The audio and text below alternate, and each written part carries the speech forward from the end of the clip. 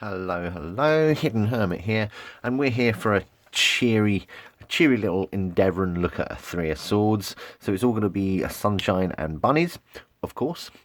This is the Three of Swords from the beautiful and deep Wild Unknown tarot deck. And it's the Three of Swords is a superb image in itself, but I'm a huge fan of this particular image. Now, if you dive into the book, which is a beautifully produced book that comes with the deck, the Three of Swords is given the three keywords of betrayal, heartbreak, and turmoil.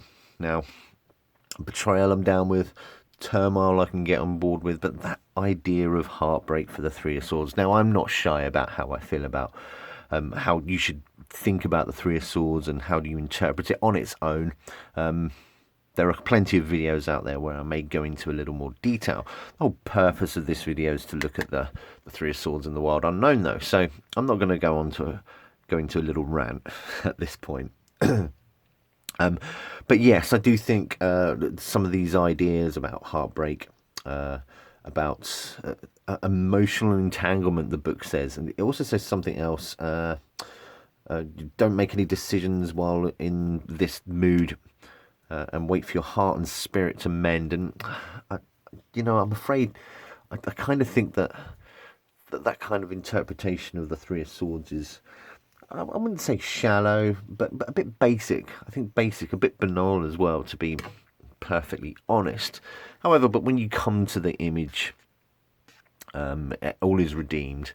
So I just think those sorts of explanations, they don't really delve into the complexity and the profoundness of the Saturn and Libra vibe. But anyway, have a look at this image. The image is incredibly striking, and I think it actually does explain or convey the idea of a Three of Swords in a much better way, and in many ways in a much better way as the Waite-Smith.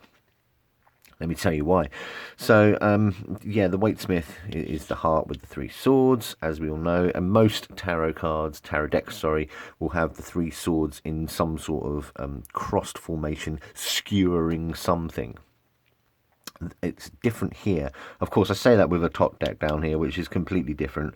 I love the top deck interpretation, but moving on. Wild Unknown. So you have the three swords, and there is blood dripping from them, which is a feature that's not in the Waite-Smith. I think that's quite important, the fact that something is flowing out of somewhere. But instead of a heart, you have this kind of crazy ribbon that's binding them together. I think it's very clever. The swords themselves are rather ornate as well. It's just very, I don't know, I wanted to say sexy looking, but I don't think the word sexy could be applied to the Three of Swords. Excuse me.